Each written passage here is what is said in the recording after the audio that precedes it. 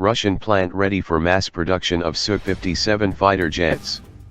The Komsomolsk-on-Amur Aircraft Plant is ready to start mass manufacturing of the Su-57 fighter jet of the fifth generation, Russian Deputy Defense Minister Alexey Krivoruchko said on Wednesday during his visit to the plant.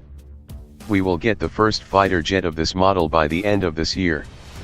We are already talking about mass production.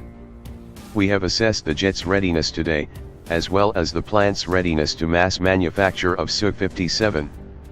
We were fully satisfied with what we saw and hope that all plans will be fulfilled, Krivoruchko said. Krivoruchko held a meeting during his visit to the plant devoted to preparations for mass manufacturing of Su-57 fighter jets.